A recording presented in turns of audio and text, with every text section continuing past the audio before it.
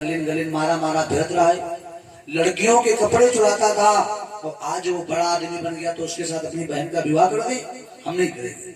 तो बप्पा कहा तुम्हें बताओ, कहे लाग देखो हमारा साला शिशुपाल जो है मैं अपने साले के साथ अपने भाई का विवाह करूंगा, बहन का। तो बाप बोला तुम्हारा दिमाग खराब, अरे उसने अपनी बहन का विवाह तुम्हारे साथ किया और तुम अपनी बहन उल्टा उसके साथ करोगे, गलत हो जाएगा। बोले काहे गलत हो जाए, जब वो अपनी बहन हमको दे सकता है तो हम अपनी बहन नहीं दे सकते, हम अपनी बहन का विवाह उसी के साथ करेंगे। और पत्र लिखने लगा, अरे राम मेरी स्वीकार करो रे स्वीकार करो, स्वीकार करो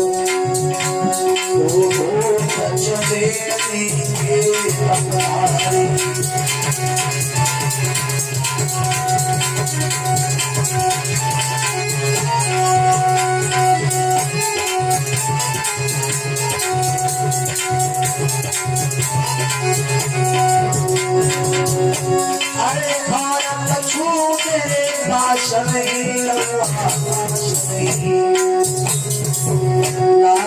पास नहीं, तुम्हें नाम तेरे शरण तुम्हारी।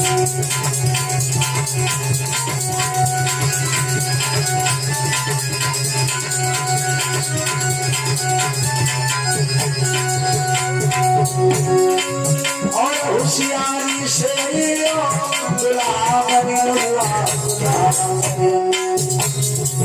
प्यारे दुलारी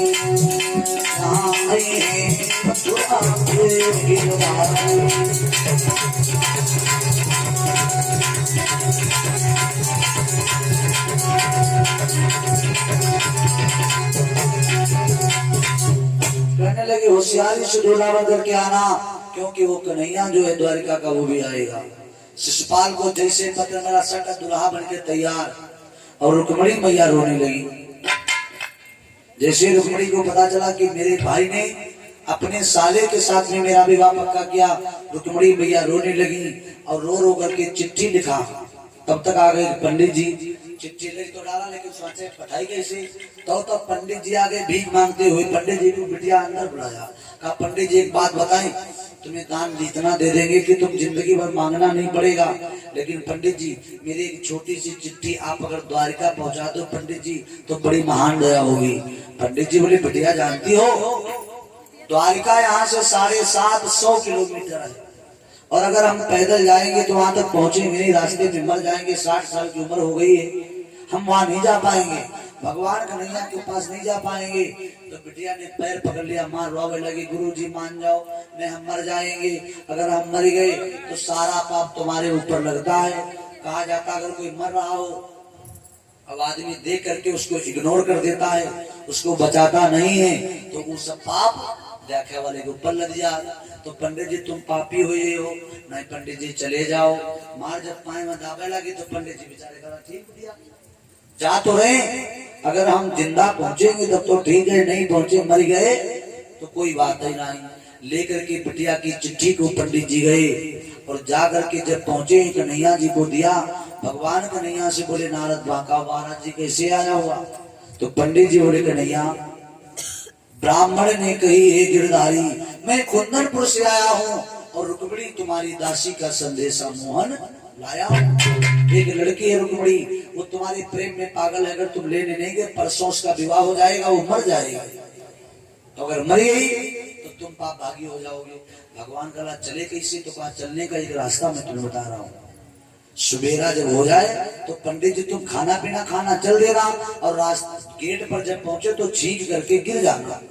जब छींक करके तुम गिरोगे तो बड़े भैया दौड़ेंगे, हम भी दौड़ेंगे। क्या होगा पंडित जी क्या होगा, तुम कह देना कि भैया हमका आगे पीछे को दिखा देना, हमका तेंगुर लागत, हमरे रतौंदी आ रही, हमका लागत हम मर जाओ, लेकिन भैया हम रुका भाई ने हमका घर छोड़वा दो, हम मेहरू वगैरह क्या ले। जब यह बात तो पंडित जी का तो कहा ठीक है। सवेरा जैसे हुआ पंडित जी ने वही नाटक किया।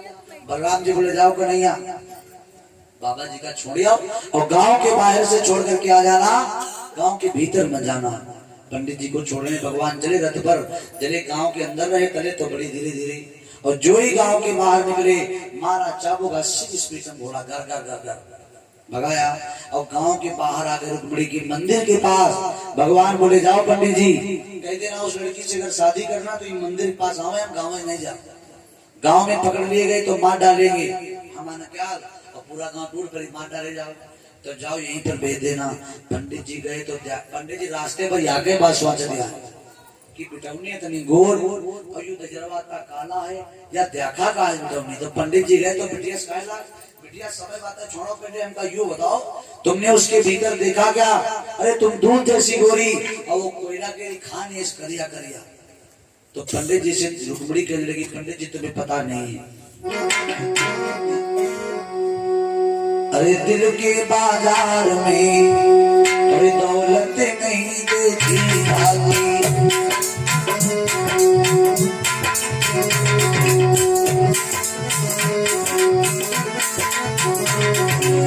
दिल के बाजार में दौलत नहीं देखी जाती, दौलत नहीं देखी जाती, प्रेम होना तो सूरत नहीं देखी जाती।